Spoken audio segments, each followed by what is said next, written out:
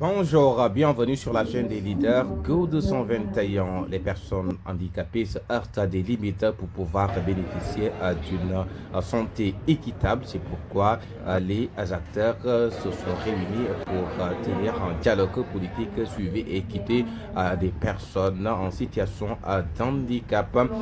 Ils ont soulevé quelques problématiques, mais aussi des propositions de solutions. Je vous propose de suivre les représentants qui s'est prononcé sur la chaîne des leaders Go 221.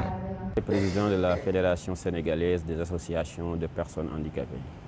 Oui, nous sommes réunis ici pour discuter autour de la santé, mais sur son plan équitable.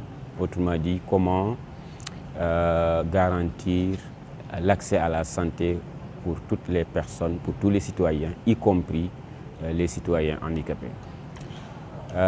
C'est un moment important dans la vie aussi bien de notre pays, mais aussi des personnes handicapées, en ce sens que nous amorçons une ligne vers la réalisation des budgets et que donc le moment ne pouvait être mieux choisi que celui-ci pour parler de la prise en compte des besoins spécifiques des personnes handicapées dans le secteur de la santé.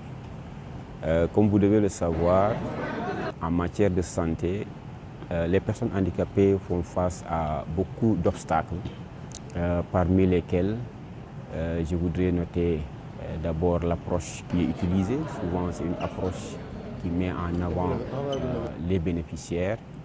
Or, sous ce rapport-là, il ne reflète pas la dimension inclusion, surtout dans le cadre de la Convention des droits des personnes handicapées. Laquelle convention, je voudrais souligner, notre pays a ratifié, entre autres engagements pris pour pouvoir améliorer l'accès des personnes handicapées. Justement, en parlant de santé, la problématique de l'accessibilité dans toutes ses implications, d'abord l'accessibilité physique des structures de santé, mais aussi l'accessibilité au personnel en termes de communication n'est pas aussi garantie pour certains types de déficiences, notamment les personnes handicapées auditives. Il s'y ajoute que pour les femmes, par exemple, la santé de la reproduction coïncide ici avec l'existence d'un matériel inadapté. Je voudrais aussi souligner le fait que le personnel de santé, les prestataires de santé, ne sont pas formés ou dans leur formation, la dimension handicap n'est pas toujours prise en compte.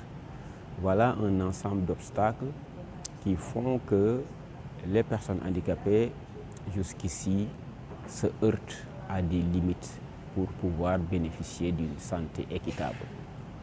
Il faut également souligner que l'accessibilité financière, je parle de l'abordabilité par rapport au coût de santé, sans compter la question de l'appareillage. Mais pour vraiment boucler, il s'agit ici pour nous de revisiter les services visés par la carte d'égalité des chances et en particulier les services de santé qui ne sont pas toujours effectifs. Pour autant, j'aimerais saluer les efforts consentis par le gouvernement du Sénégal à travers la vision 2050 qui, dans son axe 2 relatif à l'équité territoriale et au capital humain, l'équité sociale et au capital humain, nous permet d'espérer, et à juste titre, pour des lendemains meilleurs. En tout cas, vous me rappelez le nom? Moussa Thiaré, président de la Fédération sénégalaise des associations de personnes handicapées.